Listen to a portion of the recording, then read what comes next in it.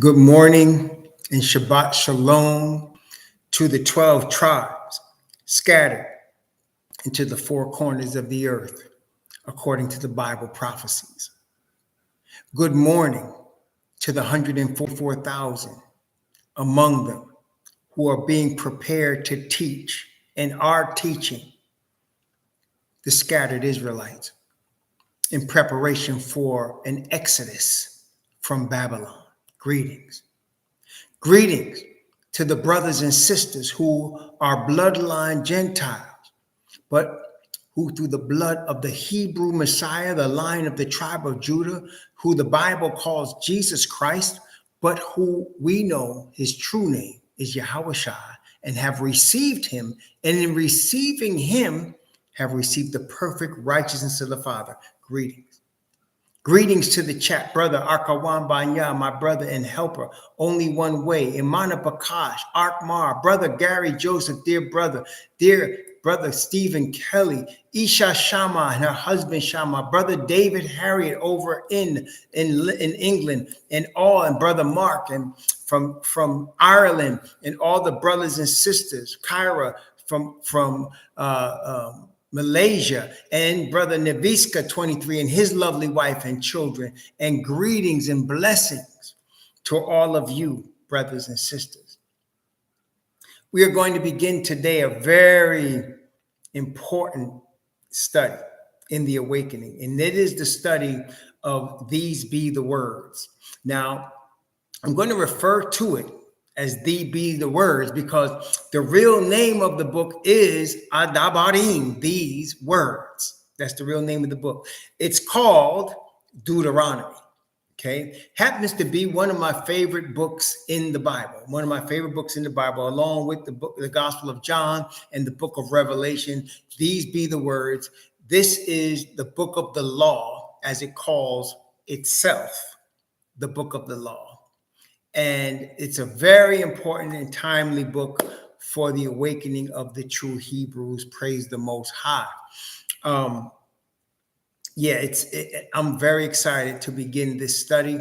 I want to start off by saying certain things about this. Now, one of the reasons I feel that this study is so important is because, as we have talked about in the book of Revelation, and as we talked about, the greatest sign of the end of Babylon, the most important sign, is the awakening of the true Hebrews.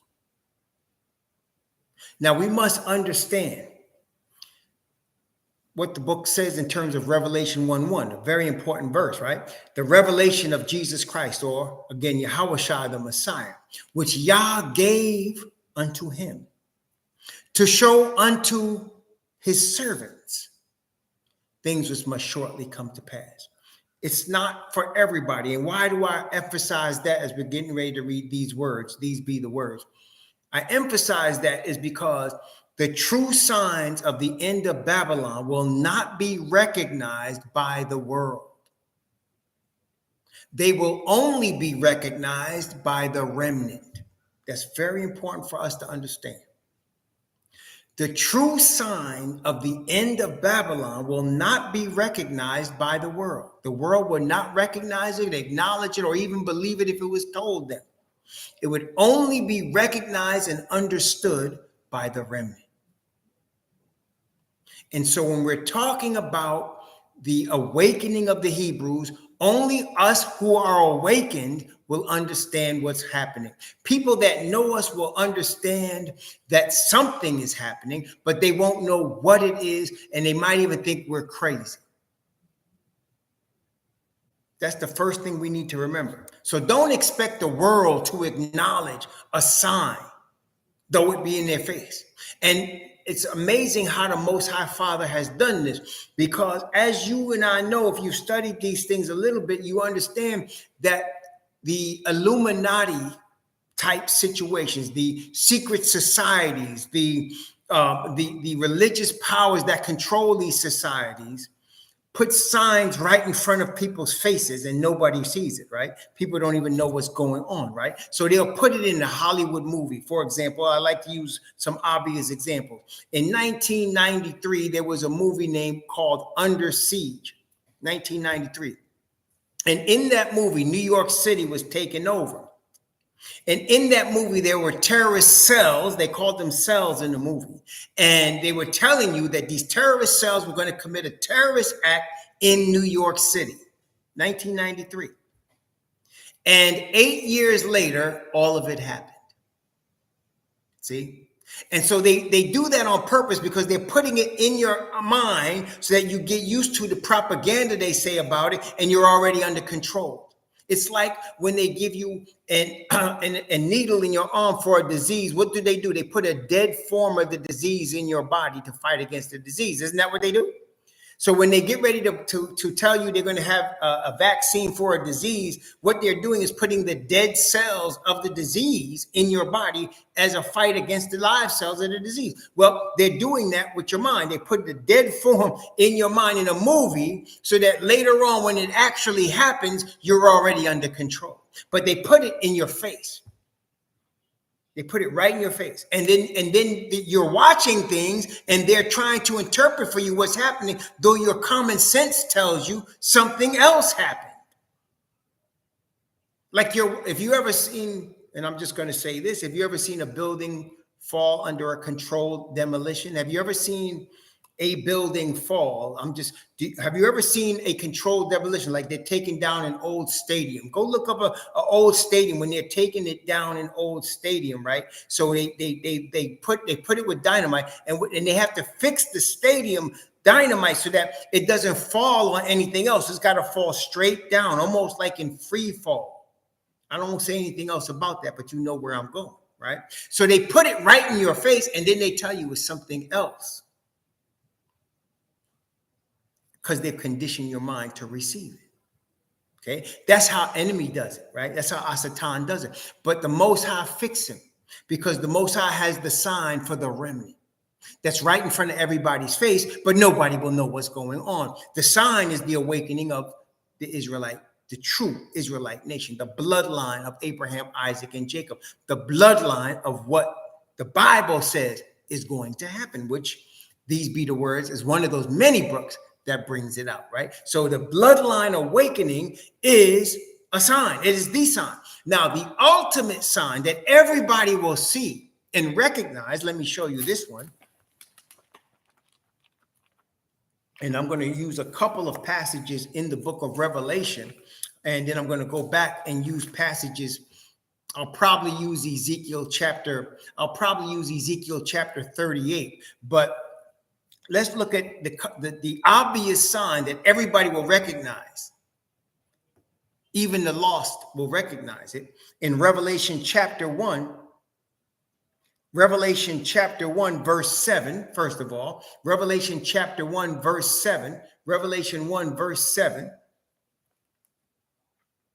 Behold, he cometh with clouds, and every eye shall see him, and they also which pierced him, and all the kindreds of the earth shall wail because of him. Even so, amen. Before I go further, let's have a small, short word of prayer as we get ready to go into the word of the Most High, so that the Father's Spirit will bless us. I prayed on my own, but I want to pray for all of you right now and everybody here, so that whatever your situation is, whatever you're dealing with, and all of us are dealing with something, brethren, because this is part of our training, right? So let's pray for all of us right now, for the Father Spirit to guide us and bless us. Father, Yah, we just want to give you praise and honor and glory for everything you have done for us and how you're guiding our steps in our paths, even when we don't always appreciate it. Please guide us in your word and guide us by the Spirit of perfect righteousness and wisdom, which you are, that we might bring honor and glory to your name in obedience by your grace. In the name of the Messiah, YHWH, we pray. Amen.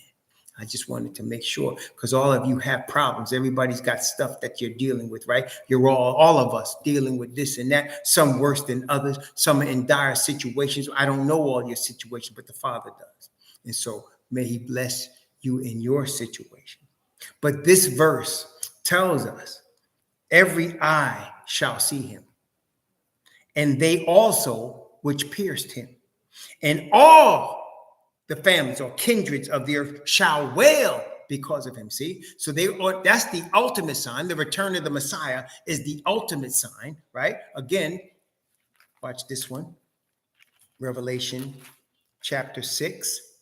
Chapter 6. I'm going to begin at verse 12 and read down to verse 17. Revelation chapter 6 from verse 12 to verse 17. Revelation 6, 12 through 17.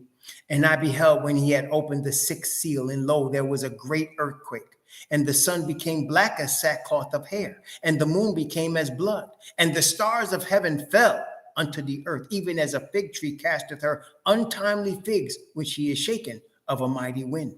And the heaven departed as a scroll when it is rolled together, and every mountain and island were moved out of their places, and the kings of the earth, and the great men, and the rich men, and the chief captains, and the mighty men, and every bondman, and every freeman hid themselves in the dens and in the rocks of the mountains, and said to the mountains and rocks, fall on us, and hide us from the face of him that sitteth on the throne, and from the wrath of the Lamb.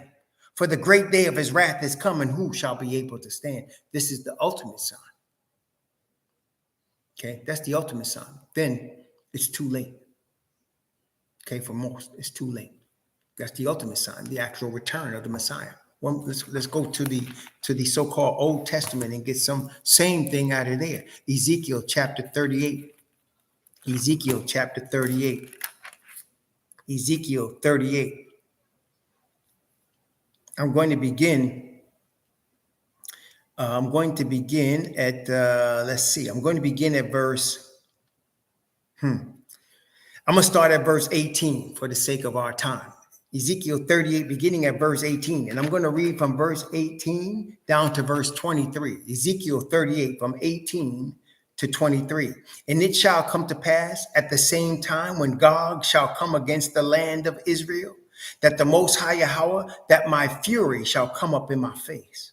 For in my jealousy and in the fire of my wrath have I spoken. Surely in that day there shall be a great shaking in the land of Israel, so that the fishes of the sea, the fowls of the heaven, and the beasts of the field, and all the creeping things that creep upon the earth, and all the men that are upon the earth, and that are upon the face of the earth, shall shake at my presence. And the mountains shall be thrown down, and the steep places shall fall, and every wall shall fall to the ground. And I will call for a sword against him throughout all my mountains, saith the Most High Yahweh. Every man's sword shall be against his brother, and I will plead against him with the pestilence and with blood. And I will rain upon him and upon his bands and upon the many people that are with him, an overflowing rain and great hailstones, fire and brimstone. Thus will I magnify myself and sanctify myself, and I will be known in the eyes of many nations, and they shall know that I am Yahweh. I can give you a lot of more. We're going to save it, though. I gave you two witnesses, right? John and Ezekiel. In the mouth of 2 or 3 witnesses, let every word be established, right? So we gave you 2 witnesses, but there's a lot of more. I can give you a lot of more, but we're going to stop right here for now, because you're going to see all these witnesses later on in These Be the Words. Praise the Most High. So I wanted to let you know that is the ultimate sign. And why do I say that? Well, this week, the Queen died. Queen Elizabeth died this week. And people were asking me, more than one, is this a sign? Brethren, let me explain to you the 2 signs that we need to pay attention to. The awakening of us as Hebrews, and of course, the ultimate sign, the return of the Messiah. Everything else that goes on planet Earth, every single thing, politically, religiously, economically, is a sign. Not just one thing, everything else. Are you hearing me? Let me say that again. Everything else that's going on planet Earth. Don't just look because the Queen is dead and Charles becomes king or there's a new president. Everything else is a sign. Because together, you see, brethren, let me explain to you. You see how, and I'm not trying to be philosophical. I'm just trying to explain it to you. You see how the seasons change? So now we're getting ready to go into the autumn season, right? We're getting ready to go into the autumn season right now. Season is changing. After the autumn season comes the winter season. And then when the winter season comes, the spring season comes. And then when the spring season comes, after that's finished, what? The summer season comes, right? So as you see the seasons changing, so all of the things on the earth are pointing to the end of it. Everything on planet Earth, everything that's going on, everything. Who the president is, who the king is, what the economic status is, what the religious status is. There's not one thing that's going on planet Earth that's not a sign. See, don't look for just one thing as if this one thing above all things. I done told you the two main things that you need to look for as the signs. It's the awakening of the Hebrews and the return of the Messiah when you see him. And Father Yah, when everybody's going to be running, but we're going to be running to him. They're going to be running away from him. We're going to be running to him and praising him. Those are the two ultimate signs. But everything else, everything is a sign. See, don't get caught up in, okay, Elizabeth died. Who makes a big deal out of that? Do we do, or do the media? Let me ask you, who makes a big deal out of that? That King is Charles now. Do we make that big deal, or does the media do that? And who are the media? Who are they? Are they working for the Most High? You understand? Be careful, brother. Be careful. See? Be careful. Okay? So don't get caught up. Everything around you is a sign. The weather. Did you notice the weather? The natural disasters happening? Everything. It's all a sign, brother. All of it. Without one thing missing. Everything. The whole earth and nature and everything is a sign. Okay? Everything. But the biggest sign for you and I is our awakening. Above all. Are you hearing me? There is no greater sign. There is nothing greater. There's nothing more important. Why? Because we talked about this, didn't we? Revelation chapter 7. The 144,000. The delay of the return of the Messiah. Okay? Remember that? And why? Because the Father is letting his people, his awakened people, understand where his focus is. Let me say that again. Revelation 7 with the 144,000. The Father is letting us know where his focus is. And what is his focus on? Come on, brethren, talk to me. What is the Father's total focus right now? Our Father, total focus right now. What is Messiah, his high priest? What is the total focus right now? You think the high priest is in there doing this in the most holy place? What's he doing? No, that's right. Listen now. I'm going to tell you something right now. You ready? Here you go. You ready? He knows each of us by name. He's working with angel. Each of us has an angel that is working with us personally. He's working with us every day on every situation. You're dealing with stuff in here, are you not? You're dealing with the stuff in here, are you not? You're dealing with the spirit, are you not? You're dealing with the word, are you not? Why do you think that is? Father sent an angel and the spirit is working with you individually. Why? Because that's his whole focus right now, brethren. He's not focused on what's going on with King Charles. He's not focused on what Donald Trump is doing. He's not focused on the war in Ukraine. All of those are signs. His focus is you. He knows you by name. He knows you by name. The Bible says we are like his stars. And you know what he says about the stars? Let me show you. I don't want to tell you. Let me show you. Let me show you first Daniel. Daniel chapter 12. Daniel chapter 12.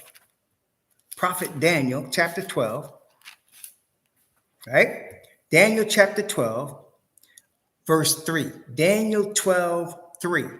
Notice what it says. Daniel 12:3. And they that be wise shall shine as the brightness of the firmament. And they that turn many to righteousness as the what? Stars forever and ever. Catch that now. Wise means teachers. They that teaching truth. Those that be wise. And it says they turn many to what? Righteousness, brothers. He's getting you prepared for that. Wait a minute. You saw the mention of stars, right? Did you see that? Right? Watch. We're not done. Psalms 147. Psalms 147. Psalms 147.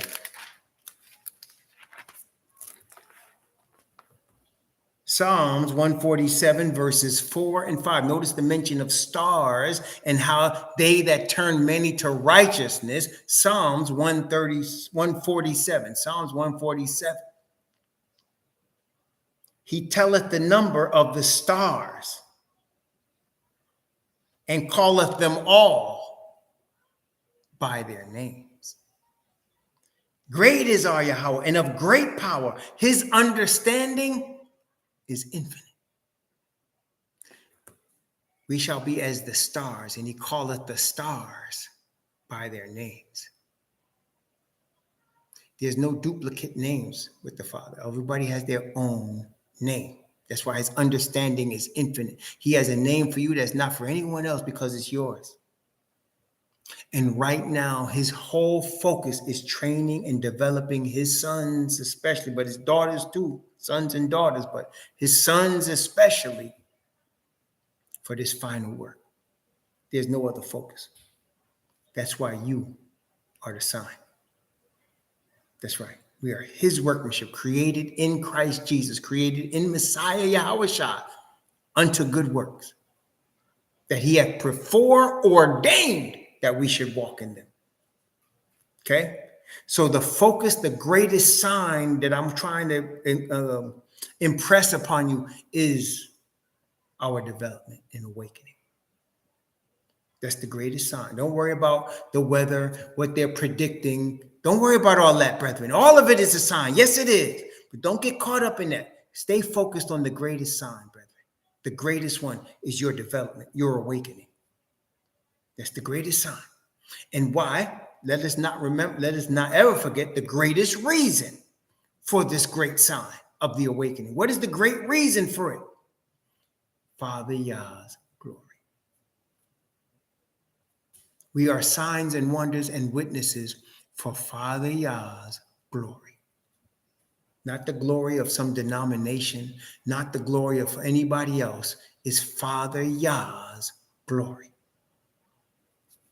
Messiah is the high priest of Israel, only Israel, for Father Yah's glory. Messiah becomes king of the earth for Father Yah's glory. Okay? Period. There you go. Praise the Most High. That's right. So that's what the focus should be. So now as we're looking at Ad-Dabarim, these words, these be the words, it is the sign of the awakening because it shows, see, the thing about these be the words, it shows our history, right? The Father's history, our ancient ancestors' history. It shows the path that was taken by them, which we are repeating. It shows the sin. It predicts the prophecy of the sin they're going to go into that's going to cause them to be scattered. And it talks about the awakening. All of that is in the book of the law. These be the words. Okay, these be the words. It has, of course, in it, along with the book of called Exodus, it has in it the covenant. The covenant is in there. They rehearse the covenant, and these be the words. Now, the covenant is the word. That's the word. Messiah is the word made flesh. He is the perfect reflection of Father's word. He is the perfect reflection of Father's righteousness. He is the perfect reflection of Father Yah himself. He is Father Yah's representative. He is not the Father, but he came to represent the Father. And so when he comes to us, he is the Son of Father Yah.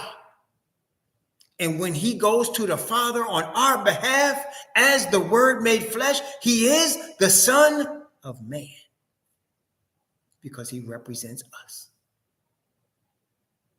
And because of his perfection of righteousness, he's like a diamond that's turning both ways, toward us and toward the Father. Okay? And the Father set that up himself. Messiah didn't say, I'm going to create this system and I'm going to be the high priest. No, no, no. The Father said, you are a priest forever after the order of Melchizedek. Melchizedek means perfect king. It says it means king of righteousness. And he's the king of shalom, which means king of peace. You see, the Messiah was called what? The Prince of Peace. The Prince of Peace, right? And he's called the Prince of Peace.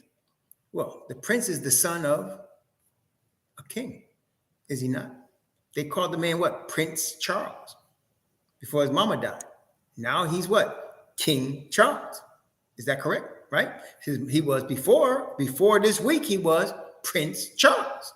That's what they call him, Prince Charles. But now, because his mama died, he is King Charles. Well, Messiah was Prince of Peace, because his father is King of Shalom, King of Peace. Okay? Praise the Most High. All right, so I wanted to bring that out first because one of the main things of these be the words is us as the son. Remember, brethren, we're reading about our ancestors. Okay? We're not reading about some other people. You're a bloodline Israelite.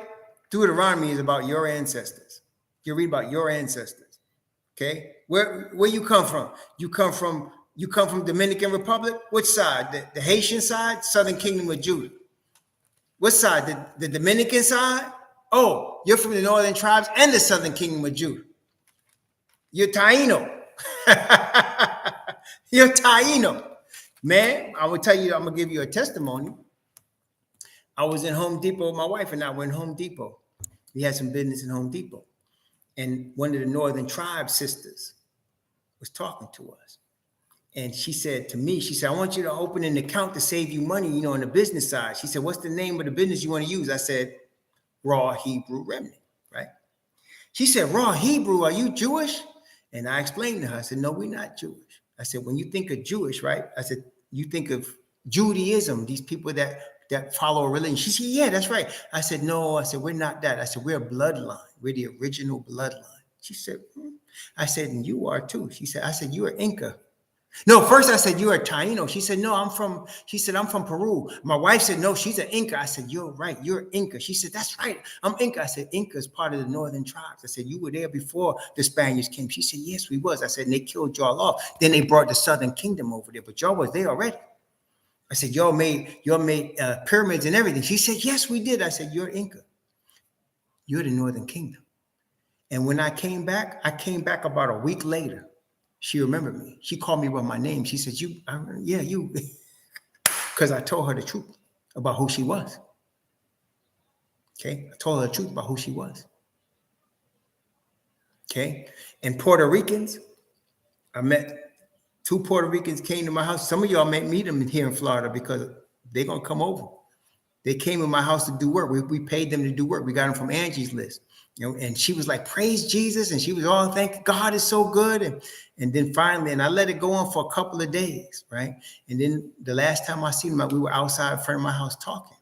And I said, I want you to know we're not Christians. She said, you're not? I said, no. I said, we're Israelites. She said, what's that? And then her husband said, what's that? And I started explaining to them. And I said, you from Puerto Rico, right? I said, yeah. I said, you're Taino. She said, yeah. My husband said, yes, we Taino. I said, Taino's northern tribes. I said, you're a mix with the people that came from West Africa. Those are tribe of Judah. I said, you're the original Hebrews. And we started talking. And man, they were getting so excited, especially the husband. And he was like, man, I knew there was more truth out there because we've been going to this Christian church and I don't like it, he said, I don't like it. And he said, this is the truth. I said, you're Tainos and you're mixed with Judah. I said, yes, you got the northern kingdom of the Tainos and the southern kingdom of Judah. That's it. And I said, that's how y'all got to that island over there. I said, the Spaniards came and raped and killed y'all. He said, that's right. I said, yeah. And they said, we got to get together some more. He said, where's your website? So I gave him this channel. He might be listening today. Praise the Most High. See? See what I'm saying? When you start to know, first thing, brethren, is we start to know who we really are. There's nothing more important than that, than the awakening. First thing you got to remember is who you are. Who are you? Man, Malcolm X is the one that helped me with that. He said, who are you? I keep that. I read it all. I listen to it all the time. You don't know, he said. Don't tell me Negro. That's nothing. What was for you before the white man named you a Negro? And where were you? What did you have? What was yours? What language did you speak then? He said, what was your name? It couldn't have been Smith or Jones or Bunch or Power. That wasn't your name. He said, they don't have those kind of names where you and I come from. He said, no, what was your name? And why don't you now? I don't know what your name was then. Where did it go? Who took it? And how did he take it? What tongue did you speak? How did the man take your tongue? He said, how did the man make you as dumb as you are right now? Because if you don't know who you are dumb. All of us was dumb and ignorant. Not just y'all, me too. Dumb and ignorant. Didn't know who you were, where your people was, what your language was, where you came from. But praise the Most High. Now we know. Now we know. Now we know. Now we know. See? He put the book in their face. They translated it into English because that was the language. They took our language from us and they translated it into English. We speak English, and they used this same book to beat us over the head and say, y'all supposed to be slaves. Y'all cursed because of him. Y'all slaves. We supposed to be your master. See the white Jesus? And they messed up and let us learn how to read English. They messed up. They messed up there. They messed up. And as we learn how to read it, we realize we're discovering the book of our history. The book of our history. This is who we are. So now you come from Jamaica, where you really come from. You're a Hebrew. You come from Puerto Rico, the Tainos and the Hebrew, from the tribe of Judah, you're the Hebrews. You come from Panama, oh, you speak Spanish? Beautiful. You got that from the Latins, but you're a Hebrew. That's who you are. Now we understand who we are. See, brethren, more than anything, more than anything, our enemies are scared of that. They're scared that we would know who we are. So you can prepare, brethren. There's going to be there's going to be an onslaught against us. You're going to hear me be called all kinds of things. And I can tell you now, and some of you are going to believe it anyway, they're going to tell you I'm all kinds of cult leader and all kinds of mind control and they're going to tell you that. Why? Because the greatest problem they have is anybody telling you who you really are. Anybody saying who you are. They got a problem with that. Because the knowledge of who you are sets you free. You shall know the truth. Y'all know the rest. Messiah taught, you shall know the truth. And the truth shall make you free. The greatest weapon is understanding who you are. You know, any of y'all seen Roots? You know, from the 70s, they did the series called Roots. Y'all heard of that, right? Roots. The series called Roots. And when they bought Kunta Kinte, they had an Irish man as the overseer, right? They had an Irish man playing the overseer. And he told the master, this one's going to be hard. And the master said, why? He's like all the others. He says, no. They said, he knows who he is. He was freeborn. They actually said that because he came to the slave quarters and he could recognize all the tribes of Africa. He was saying, this is from this one. I see this one. I see this one. Because they didn't know who they were. He came from the motherland. He said, this is who you are. They didn't know. And they said, what's your name? Kunta Kinte is my name. And the Irish man said, we're going to have to really beat him because he knows he's not born a slave. He said, everybody here is born a slave. He said, he's free born. He knows who he is. See, that's the dangerous thing. And they had to whip that out of him because if he let everybody else know who they were, they might have had an uprising. Yeah, he said, your name, Toby. Well, all of us now have Toby, right? Whether your name is Jefferson or Washington or Smith, you're Toby. All of us Toby. Until we know who we are. See, now I have a government name. My parents didn't know their name. And so they gave me the government name that they received, which they got from their parents, back to the slavery, right? So we had the government names. Okay, I'm not going to fight with the government. We're not here to fight with Rome's government. We're not here to do that. Messiah didn't do that. No, but we have to have a consciousness of who we are. Okay, we have to have a consciousness of who we are. And that gives us the freedom and the power so that we can look at these words and we can say, this is our ancestors we're reading about.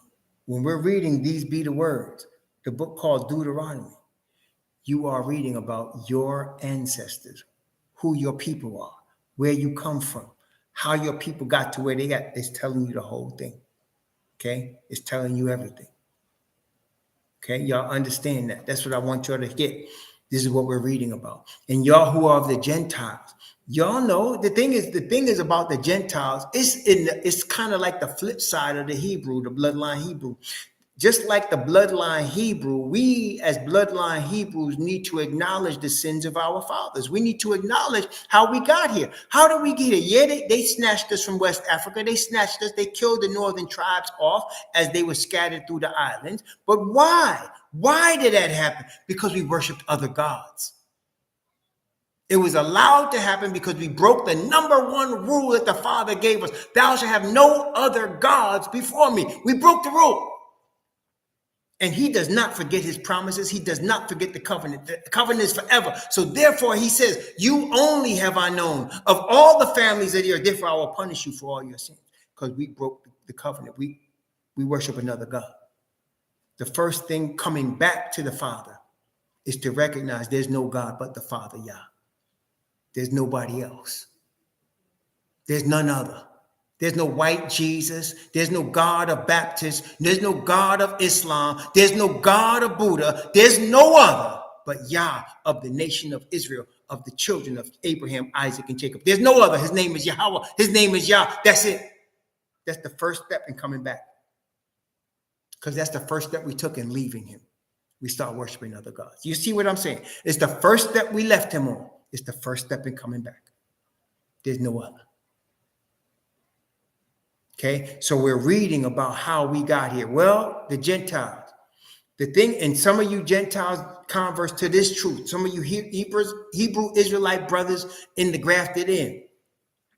Y'all know your brothers and sisters will not acknowledge the sins of their fathers. Am I telling y'all the truth or am I not? They won't acknowledge that you put us in slavery and put chains on the necks of the true Hebrews. They won't acknowledge it. They won't acknowledge there's no white Jesus and there's no Christianity. They won't acknowledge it. Even those that will claim to call him Yahweh will tell you that the Israelites are white. They'll tell you that too. They still ain't got it yet. You're not going to lead this movement. They don't got that yet. You're not going to lead it. It's led by the bloodline. And they're too proud to admit it. Y'all know I'm telling the truth. Y'all my brothers that are of the Gentiles that come to this truth. You know I'm telling you the truth. Your people, they try to ignore it. What they call it? They made their own name for it. They call it cognitive dissonance. What's that cognitive dissonance? That means you block it from your mind like it didn't happen. That's what they do. They block it from their mind like it didn't happen. But you know what, brethren? You know what? The fact that you and I exist tells them it happened because we exist. Like our Father, Ahaya, he exists. The fact that we exist tells them it happened. Because we're here. We exist. Okay? We exist. We are witnesses. We are witnesses. All of us got stories. Do you not? All of us got stories of how we might have been treated because of who we are, even when we didn't know who we are. We thought because we was black. We thought because we was Puerto Rican. We thought because we were, Dominican or Cuban. We thought maybe it was, no. It's because of who we are. Okay? We exist. We are witnesses. We are Yah's witnesses. We exist. Therefore, we know it existed. The history that show us in this book existed. Okay? And so the Caucasian children of Yafet that are unrepentant, they're going to have to deal with what they're going to have to deal with, as the Bible shows us. But there's going to be repentant ones. As we know, we've seen them. Brother Mark, I got other brothers. I got brothers and sisters I baptized that are Caucasian, that are not bloodline, but they are my brothers and sisters in the truth of the Hebrew Israelite, perfect righteousness of the Father. That I baptized, I can bear witness. Okay, and I've seen the change. And they will acknowledge their own cousins will not receive this truth. Only a remnant, as is a remnant of us. The truth, brethren. Okay? But we have to acknowledge it's not because of the white man that we're here. It's because of the sins of our fathers in worshiping another God. And we're not going to overcome because we overcome the white man. We're going to overcome because we go back to Yah. And we acknowledge him as the only God, and that we've sinned against him and our fathers have sinned against him. That's how we overcome. That's how he has ordained for us to overcome. Okay? We don't have to worry about everything else. People going to get what they got coming. Everybody is. Brothers and sisters, we all going to get what we got coming. Whether it's eternal life in Messiah, Hawashad, or it's eternal punishment. We're going to get what we got coming. Everybody is. Okay? Everybody is. Nobody's getting over. Nobody is. Praise the Most High. So, these be the words. Deuteronomy, these be the words. Now, for example, in Genesis, it starts off, in the beginning, Yah. And that's the name of the book. In the beginning, Yah. Isn't that beautiful? And Exodus, these be the names of the children of Israel. These be the names. Okay, these be the names. Shama. Okay, Wala Shama. Okay, and then Leviticus, and Yahweh called.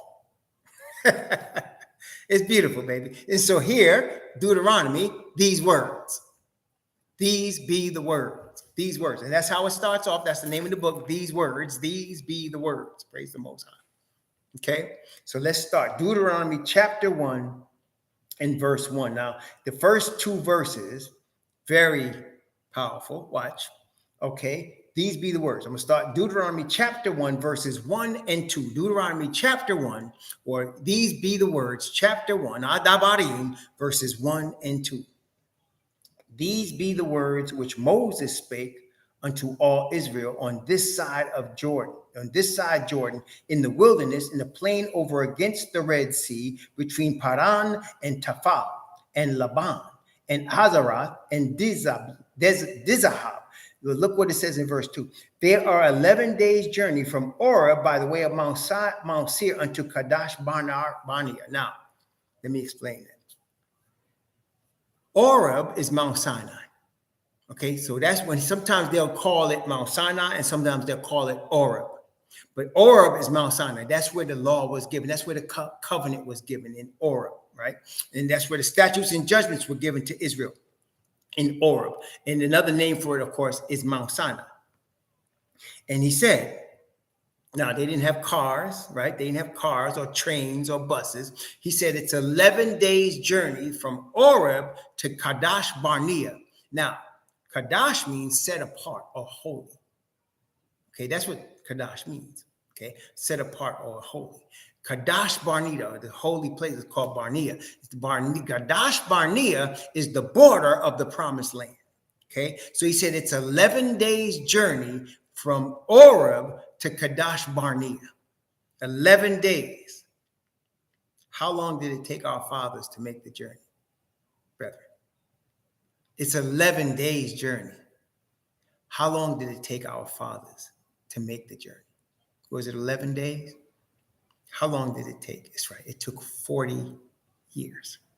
Now, what we're about to see is why did it take 40 years? We're going to see. He's going to show us the history of our fathers. So our ancestors were supposed to take 11 days to come from Oreb, where we received the covenant of Yah. And by the way, I want to also stress, which also this book is going to stress, no other people in the history of the planet ever heard the voice of Yah like our fathers did. I want you all to know that. Your history is there's no other people in the history of the planet that ever heard Father Yah's voice. Only you. Why is that significant? He's only talking to y'all. And when he has a message for the Gentiles, he'll give them dreams and visions. He did Cornelius. But when it's time for them to hear his word, go get Peter. Go get Paul. Go get Apollos. Go get Barnabas. And they'll teach you. Because we're the only ones that heard him give us the covenant. He didn't give the covenant to anybody else. How does the covenant begin? I am Yahweh, your most high, which brought you out of the land of Egypt and out of the house of bondage or house of slavery. I brought you, Israel, out of slavery, Israel. How many people? One. One people. Okay, one people. And any enslaved people that's ever been on the planet Earth is after the order of us. Any other enslaved people that was in chains like us, which I don't even know any, but I know there are probably some somewhere, but they're after our order. Okay? Praise the Most High. Praise the Most High. So it's 11 days journey, but it took our fathers, our ancestors, 40 years. 40, as we're going to read from these words, it means testing. 40 is a number of a test, a trial. 40. It took our fathers 40 years so that they can be tested. Now, brothers and sisters, you and I, right now, are being tested, are we not? We're being tested as our fathers was tested. And why were the fathers tested? Okay, let's talk about this. See, we're in the beginning. And there's a lot to learn. That's why I'm not rushing through this book, yo. It may take us months to get through this book because I'm not rushing through it. Very important lessons here. Now, wait. Where were our fathers coming from? They were coming from Mizraim, which is the Bible calls Egypt. The word Egypt, if you look it up, is Mizraim. Okay? Mizraim was one of Ham's sons. And they came out of Ham's son's land. They were there. And they were first, Jacob, our father, went down there with 70 souls of Egypt, of Israelites and people with the Israelites. And then they ended up staying there and becoming slaves there. Now, they weren't there 400 years, but they were there for at least 100, 150 years. They were there. Okay. Moses was born there. So he's 80 years old. So you know they were there at least that, probably before that with Joseph and all them. So you know they were there 100, 150, maybe even 200 years. They were in there. The problem is, listen, they forgot who they were. They started believing they were Egyptians. They started worshiping like Egyptians, eating like Egyptians, acting like Egyptians. They forgot who they were. The Egyptians, through the slavery, were making them know. Listen to me now. The Egyptians were trying to let them know who they were. You're not us. You stay over here in Goshen and you work for us because you're not us. The Egyptians, in whose land they dwelt, were letting them know they were not them. Listen now. Do you see that today? Are the people that have us captives letting us know we're not them? Are they telling us that? Are they showing us that more than telling, right? Have they been in the history of us being in our enemy's land? Have they not shown us consistently? You're not us. You're not us. Do they show you that every time a brother gets arrested? When a brother starts walking around a store and he gets followed? When a brother can't make bail and he's turned into a criminal because he can't make bail for a minor offense and he's raped and turned into an animal? Do they not show us? You're not us. When we don't get the same pay as somebody else that is them, you're not us. See? Our fathers were being shown the same thing, and they were pushing back. No, we are. We're with you. We're with you, Pharaoh. We're with you. We're your servants, Pharaoh. And he was trying to tell them, no, we're throwing your babies to the alligators. You're not us, especially you males. Listen to me carefully. We'll take the females because we could rape them and make them just like us. But you males are made in an image that's not us. You're not us. And for 2 centuries, they were telling them, you're not us. But they weren't buying that. So now, the Father promised a land for our fathers. Our ancestors were promised the land of Canaan, which was Ham's grandson. Ham's grandson had a land. And he said, no, we're going to give you their land. I'm going to give you his land. The land of Canaan is going to be my people's land.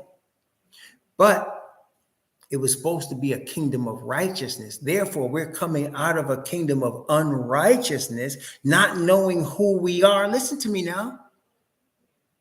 We're coming out of a kingdom of righteousness. We don't know who we are. Father knows who we are, so he sends his prophet to teach us who we are. And therefore, he has to prepare us to be in a kingdom of righteousness. We're being used to a kingdom of unrighteousness. We have to be trained. What you think? You could just walk out of darkness into light and know how to handle yourself? Can you just take a bum off the street and put him at a king's table and he knows how to eat properly? He knows how to proper etiquette. He knows how to dress. Does he? No. Okay. So the 40 was to develop and test them so that when they entered into the kingdom they were promised, they would be what? Prepared. Brothers and sisters, you and I are born and raised in Babylon. There's no doubt. We've been born and raised in Babylon. We're now awakening to who we are, but we must be 40'd. We must be tested and tried and developed, which is the only purpose and aim of Father Yah, Messiah, and all the angels right now. Their aim and purpose is to prepare us to stand in a kingdom of perfect righteousness forever. 40. Okay, and we're going to be tested. Yes, we are going to continue to develop, brethren. We're going to get to the point where our Israelite ancestors were getting to when they got to the borders of Kadesh Barnea. See, Moses was giving them this. His Bible says, unto Moses, and Moses spake unto all Israel. I want you to understand something, please. No offense, but he wasn't talking to no other nation. He wasn't talking to no other nation. He wasn't talking to no other nation. He said, these be the words which Moses spake unto all Israel. This is Moses. These words are Moses' final address to our fathers before he was going to put to rest and resurrected. But he was going to be put to rest. He was not going to be permitted to go across. And we'll go through that as we read the book. But he was not going to be permitted to go across. So these are his final words to our fathers. It was just to our fathers, to all Israel. So the words of these be the words are for the Israelite people from Moses, which came from the Father, for him to share with us. And we are to get these lessons and understand what's going on. See? Why? Because our fathers worshiped other gods. So now they were being used to worshiping Egyptian gods, just like us. We're being used to worshiping what we worship? White Jesus. Okay, you want to say your nation of Islam? Who you worshiping? Farad? Y'all call him Messiah? The man with the message, Farad? that came to Mr. Poole, who changed his name to Elijah Muhammad in Detroit, 1928, whatever? Is that you still get? It's still Islam. You're still getting it from Arabs. You're not getting it from the Israelites. Islam did not come from the Israelites. It came from an Arab. Muhammad was not an Israelite. He was an Arab. Okay? The Most High don't have no Arab prophets. Now, if you're an Arab, if you're from the Middle East and you want to follow that, that's your business. But for the true Hebrews, there's no Arab prophet. For the true Hebrews, there's no Hamite prophet. For the true Hebrews, there's no Japhetic prophet. For the true Hebrews, there's only one. There's Israelite, Hebrew, Israelite prophets. Hebrew, Israelite. For these days, before this, somebody said, what about Noah? Yeah, Noah was a prophet. Adam was a prophet. Seth was a prophet. Yeah, you had prophets before that. But after the flood, he chose Abraham, changed his name to Abraham. That was the Hebrew. Abraham had a son. Yeah, some people say Ishmael. Ishmael was a Hebrew, but he's not a Hebrew Israelite. He had another son, Yishak, a promised son that he named before he was born. So he named him too before he was born. Named Ishmael too. He told Hagar, you're going to call him Ishmael.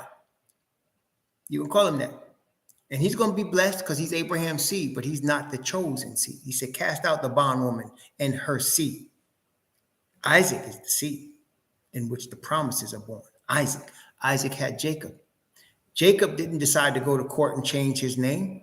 An angel, Yahweh's son, came and wrestled with him. And he said, your name is not Jacob anymore. Yashar'al is your name, right with the Most High. You are now a prince of the Most High. You right with the Most High. And your children are the children of Yashar'al. So no, we don't have no Arab prophet. There's no Arab prophet. Only Israelite prophets in this book. Somebody asked me the other day, how do you know the King James Bible is the real deal? Somebody asked me that. How do you know the King James Bible is the real deal? I could have said a lot of things, but the Most High had me say this to him. I started at Genesis chapter 1, verse 1. And I read straight through to Revelation chapter 22, verse 21. And everything in between, 19 times.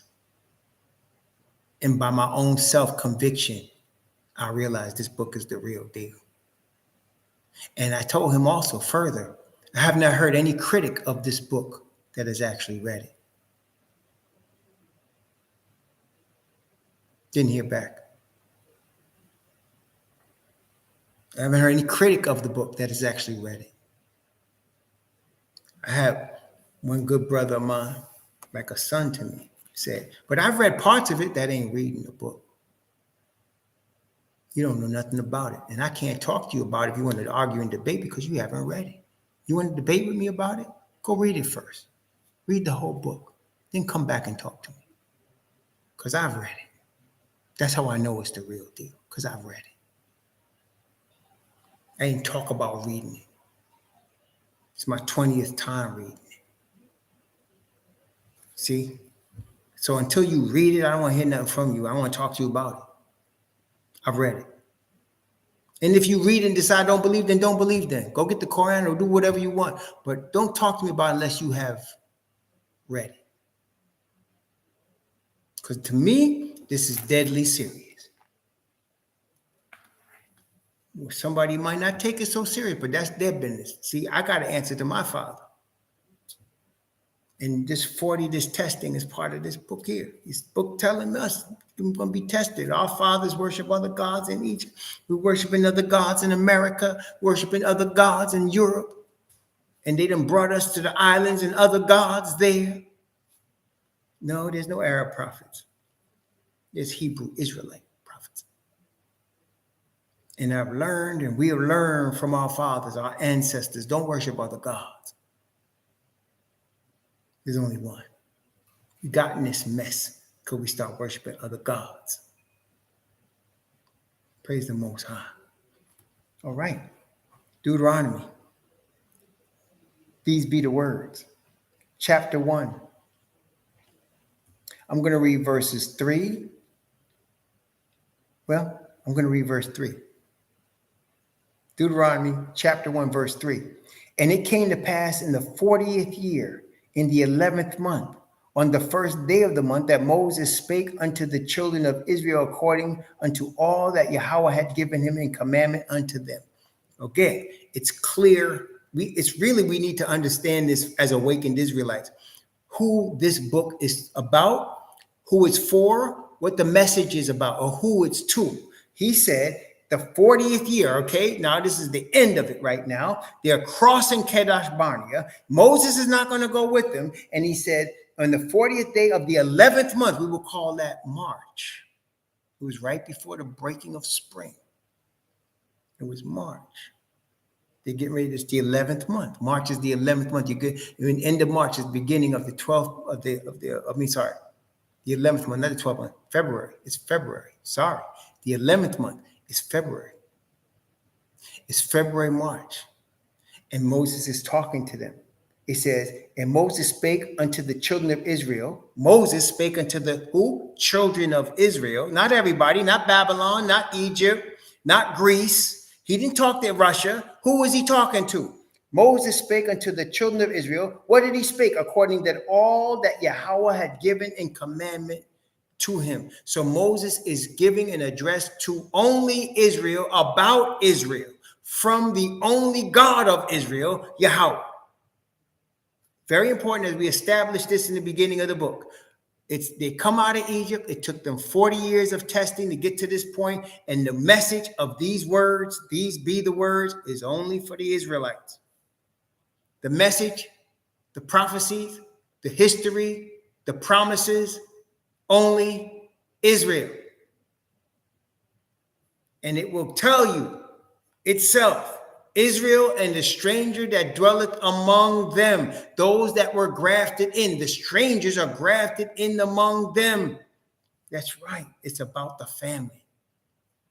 That's what it is. And this is what I was explaining to my Taino brothers and sisters from Puerto Rico the other day. I said, who is Messiah to you? And some say, well, he's the Savior. I said, yes. Well, who is he to you? He's related to you. And I said to him, he's your cousin. I said, that's right. If all the 12 tribes come from Jacob and you are Jacob's children, then Messiah come from Judah. He's your cousin. I said, that's what makes us all family. That makes us what? Family. Family. Brothers, sisters, cousins. And this is Moses speaking to the family of Yah. Moses is speaking to the family of Yah. Now, somebody might say, well, God made everybody. Didn't God make everybody? Yep, he did. But not everybody is his chosen people. Not everybody is his what? Chosen people. You only have I known of all the families of the earth. Yes, he did. Everybody come from Adam. He made Adam. Therefore, everybody come from him.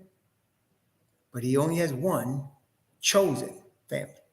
That means of all the families, I choose you as mine. That's important, is it not? Isn't that? Of all the families of the earth, I choose you. You Israelites. You bloodline from Abraham, my friend, I choose you as mine. You're mine. It's very important that we understand that as we begin the book. That's right. And he knows you by name. He knows you by name. He knows you by name. And everything is working for you.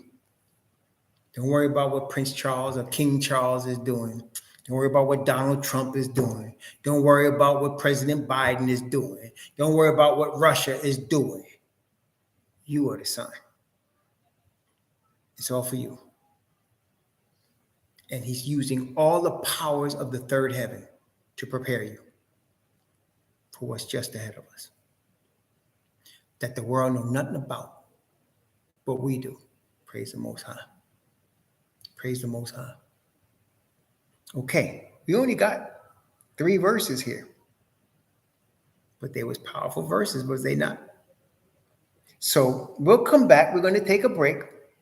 We're going to come back in about an hour, about 1:30. Going to come back and we're going to continue our study in These Be the Words. If you can make it good, if you can't, may the Most High bless you and keep you. And may he cause his face to shine upon you and be gracious unto you. And may he lift up his countenance upon you and give you peace. Shalom.